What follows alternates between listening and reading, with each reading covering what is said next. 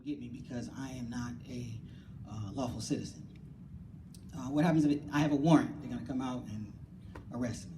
So I'm not going to put my name down on the census. Don't tell anybody I'm here. And there's many myths out there about being counted. I'm in public housing, and there's 15 people who shouldn't be here. So it's only me. I'm putting my name down. Okay, so what happens? How do we get allocated funds? We get allocated funds by the amount of people we have, right?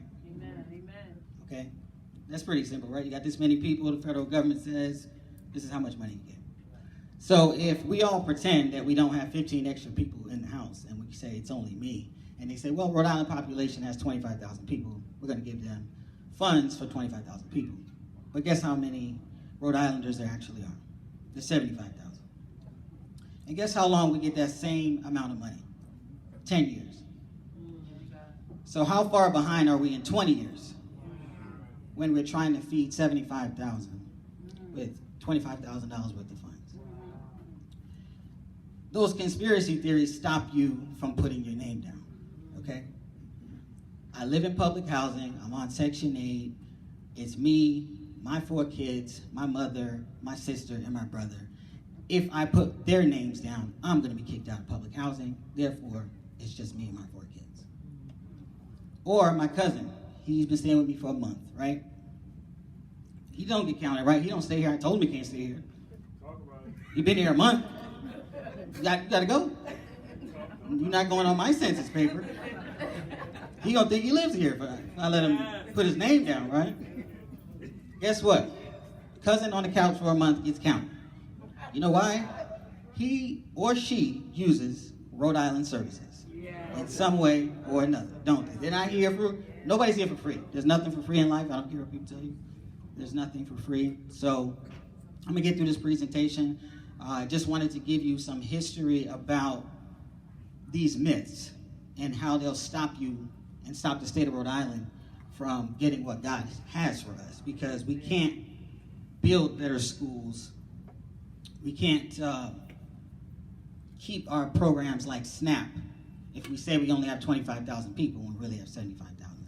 Rhode Island, and you're going to see this a little bit later, we have the worst and most underfunded school district in the United States. Why? We're hard to count. We're hard to count. And we have all kinds of reasons. They vary. But that stops this year.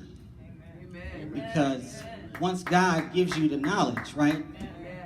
Once you have the knowledge, and I told my wife this, you can't say I didn't know. And the more knowledge you ask for, because I pray for that every day and then I get mad at myself, because I understand that God says the more knowledge I give you, the more responsibility you have. That's right. And I say, God, I love to serve. I was born to serve. And like many, I didn't know who I was. So without further ado, I'm going to try to get through this presentation before Naomi kills me. Why is it important? We kind of went over that because we talked about, you know, the importance of being counted. But here's some of the things that we're going to discuss during the presentation. Who is at risk for not being counted? How will the 2020 census work? And what can we do as faith-based organizations? That's my favorite one because I tell Apostle all the time about these different things that we can do. So that's my favorite. And then we'll have a short Q&A question for anybody who has questions. Right, we're going to go through a short history lesson. It's to count every person in the U.S. once and only once and in the right place. It's essential for what? We kind of talked about this earlier. Federal funding, political representation, and informed decision-making. So one of the things we didn't touch on earlier was the political representation part. And Rhode Island only has 2 seats in the Senate. So if we say we only have 25,000 people and we really have 150,000 people, we may lose a seat because they say, hey, you don't have enough people represented there in Rhode Island. So that's why that's important. And informed decision-making.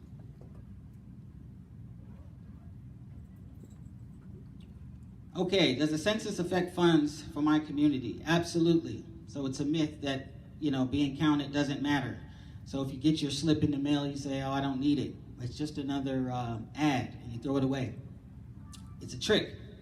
It's a trick to get you to lose focus. So help your community get its fair share of schools, health centers, roads, housing assistance, and other vital programs. And some of those vital programs include the National School Lunch Program. How many people were on free lunch when they went to school? I was. And for some young people, it's actually the only meal that they get for the day. So if we don't get counted, some young people don't get food because they're going to get rid of that National School Lunch Program. Okay, so it has more of an impact, a negative impact, when you really start looking at the numbers. If the only meal I get for the day is when I go to school, and then you take away the National School Lunch Program and I don't have free lunch, how am I going to eat that day?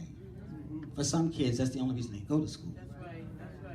Mom and dad don't have food. Maybe I don't even have mom and dad. Maybe I'm homeless. And the only way I get a meal is to go to school. Medicare, SNAP, the IMLS state grants, which is the library services, and they get to choose how they're going to allocate their funds. And this is what I was talking about earlier. Who's at risk for being undercounted? This news article Naomi found says, for census, Rhode Island is the hardest state to count in New England. And we went over some of those reasons why. Rhode Island was known as a sanctuary state, right? So if you are undocumented, we're not going to tell on you. Listen, you're a regular citizen just like everybody else as far as we're concerned, right? So if you're undocumented, you're in fear of saying, put my name down. I'm not even supposed to be here. I don't want ICE, immigration. Somebody's going to come and get me. Again, it's a myth to get you to lose focus on the prize. What is the prize? More funding for our communities. We need affordable housing. We don't get affordable housing if we say, I only have 25,000 people here, because all we're going to get is $25,000 worth of funding.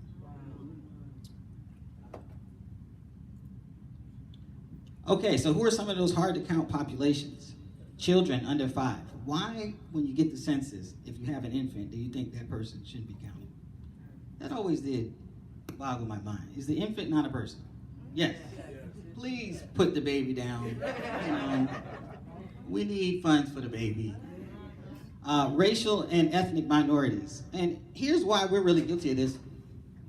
Because we continue this cycle, we repeat it, of my family members told me don't put my name down, and you can't even remember why they told you. All you know is, that census, I don't play with that. I don't do the census, I don't put my name down on the census. And then you ask them, well, why not? Oh, my grandma told me don't do that. We have to stop. There's absolutely nothing wrong, especially in this information age, with you going on Google to see if what grandma told you was even real. Okay? Go on Google, because I know the young kids, this is what y'all do. You can't say nothing wrong to a young kid nowadays. You tell them the moon is white, they're going to go on Google. Let me see, the moon is white. So, use it. Non-English speakers. You may not even understand the forms. Guess what? 13 languages. 59 languages online. We got it. No excuses, all right? The more knowledge I give you, you can't say I didn't know. You can't say I didn't get a pamphlet in my language. Naomi knows I hate this word, but immigrants, I say undocumented. Renters and residents who move often. What if I sleep at grandma's house this week and then I sleep at Apostle's house next week? But I still live in Rhode Island, right? That's right. So I shouldn't be counted? Yes. No. Count me at Apostle's house, please. Put me down. Grandma too. She can put me down. As of April 1st, wherever you're at. Yeah. As of April 1st, wherever you are, that's when you get counted. That's right. All right. Alternative or overcrowded housing units, rehabilitation centers, jails.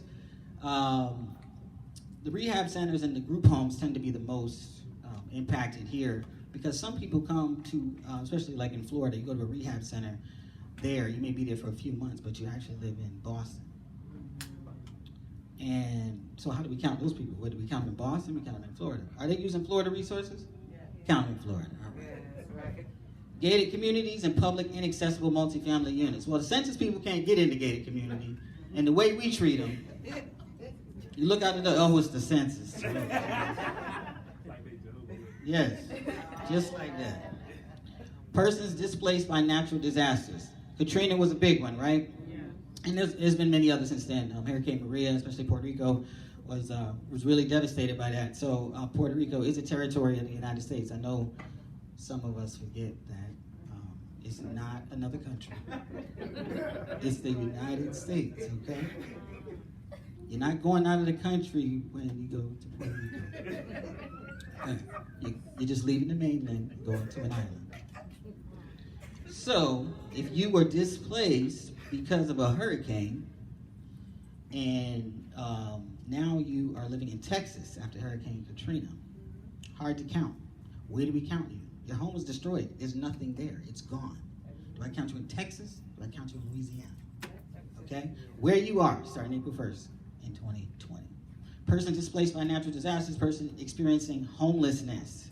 Every day I'm in Boston, I see the same guy who lays outside no matter how cold it is, 17 degrees, 30 degrees. He's always there. And I wonder, who counts him? Who says, 1, 2, 3? Because there's at least 15 homeless people sleeping around the train station outside. But by the grace of God, the employees there, when it gets too cold, they let them come inside the train station and they close the door. But that doesn't happen everywhere. Because they say, you're not coming in here? You know? But thank God they do that there. The homeless people get counted. They are here. We're trying to build affordable housing for homeless people so that we don't have homeless people. We can't do that if we say we have 25,000 people when we have 75,000 people and 10,000 of them are homeless. Okay? Young mobile adults. Just people that like to move around. I'm gonna sleep at this friend's house this week, just like, grandma, apostle. They're hard to count. Single parent headed households. Most times, these people are hard to count because mom is working. And the 3 or 4 kids, depending, like my mom had 4 kids, we raised each other when mom wasn't home. So if the census people came, sorry, mama's not home and I can't open the door because that's what she said, okay? So, and I'm not gonna go against what mom said. We have to be counted. And so we're gonna go through a little bit. I gotta move faster. So how will the 2020 census work? March 12th, mailing goes out to everybody's house. There's a new option for online, for you to respond online. So I don't want any excuses when we leave here. You're gonna say, I don't have the internet. I'm gonna say you have a cell phone. Wow. Other methods for group living situations, household visits in remote and rural areas. And April 1st is the National Census Day.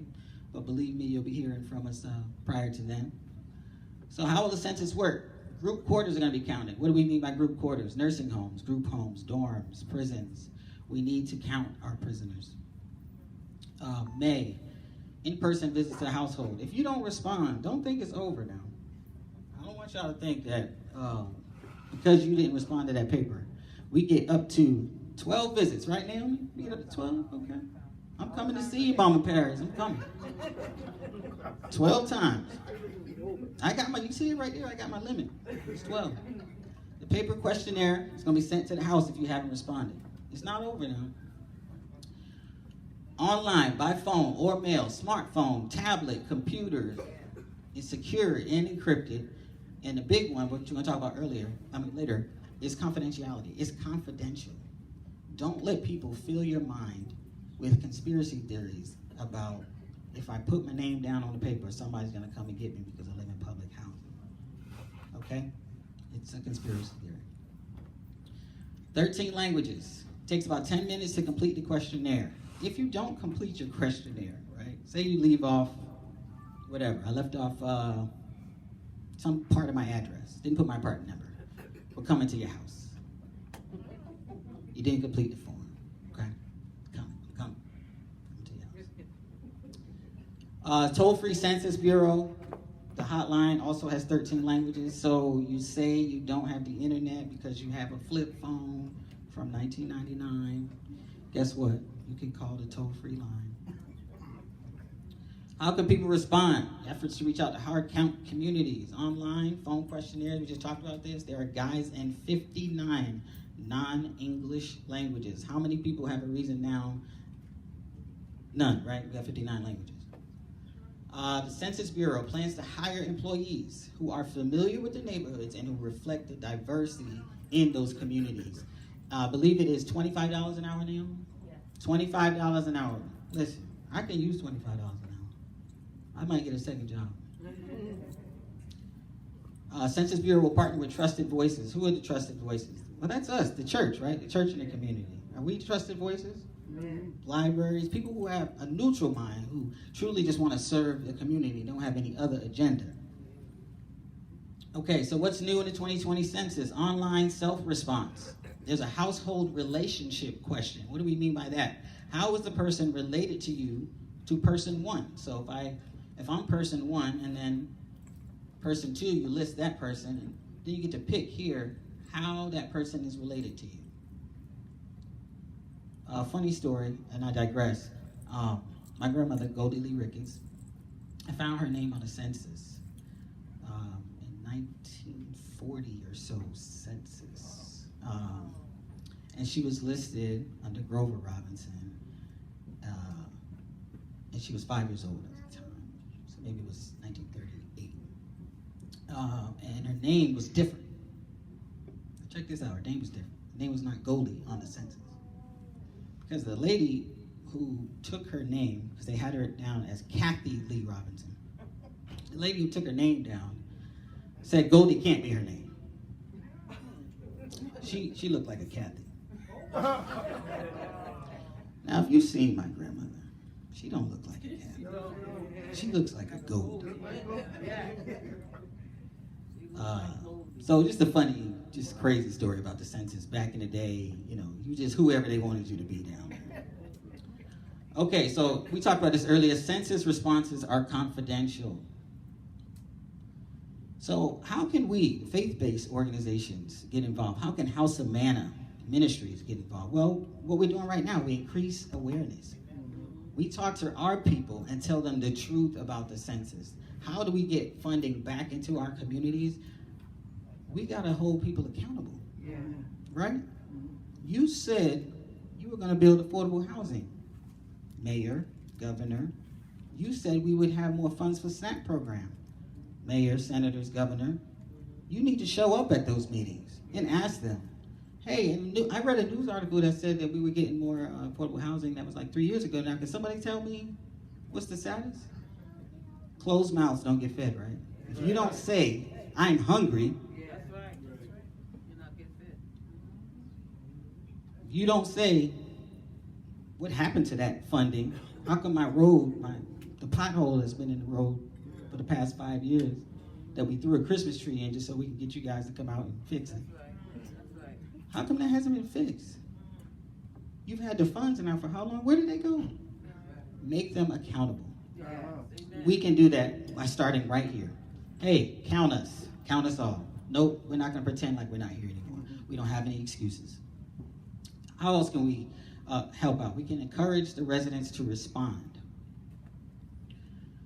Helping communities apply for jobs through the census. We already said it's $25 an hour. There's many places you can't go and make $25 an hour today. And guess what? If you're on disability benefits, if you have some other income, it doesn't affect it. You don't have to worry about, well, I get disability, they're going to take my disability, they're going to offset it. No, they're not. Those are myths to get you to do what? Not be counted. How do we count people in our communities? By going to them, because we live in those communities, and asking them. We don't open the door for strangers. That's just culturally the way it is. It don't matter who's out there. If it's the police, you still say, can I help you? Who are you looking for? No, that person's not here. It's the same way. We have to be in our communities counting our own people, because then we can get them to open the door. Hey, Miss Suzanne, it's Sean from down the block. How you doing? Hey, Sean, she opened the door. That's how we get people counted. So where do you apply? 2020census.gov/jobs. You can do this on your cell phone, no excuses. Guess what? I have an iPad and a laptop. My phone number is 561-847-5201. I have a spam blocker on there, so if you try to spam me, it's not going to happen. Okay, what else can we do? Share information about the 2020 census. The more people know about the census and how the data is used and how it impacts their communities, the more likely they are to participate. If you don't know about the funding in your community, if you don't know that there's assistance for your utilities when they get turned off, you say, I have no help. What am I supposed to do? There are services out there to help you. And those services will go away if we don't get counted. Because there's just not enough money to go around if we say we only got 25,000 people. Now, I'm exaggerating. You know, of course we have more than 25,000, but the point is if we don't get counted, we don't get enough money. So, here's what I'm going to ask you guys to do. Everybody got a cell phone, right? I know you do, even the young ones. Y'all got cell phones. So, I want you to text to pledge, right? Text pledge to area code 401-205-3434. Get your phones out, man. I don't see you. No, where your phone at? Darnell, you don't need no glasses. As fast as you text. Apostle's going to give you a pass this time for texting in church, because normally we'll get in trouble for texting in church. So you get a pass. JR, I know you got something. All right now. So you're going to text PLEDGE to area code 401-205-3434. It's going to give you a bunch of reminders about the census. And guess what? I'm holding you accountable. You can't say, I forgot, I didn't know. Hey, that's what I'm talking about. Pledge to participate in the Census 2020. Let your friends know. Let your neighbors know. The more we know, the more responsibility we have. Thank you guys so much. Thank you. Have a blessed day.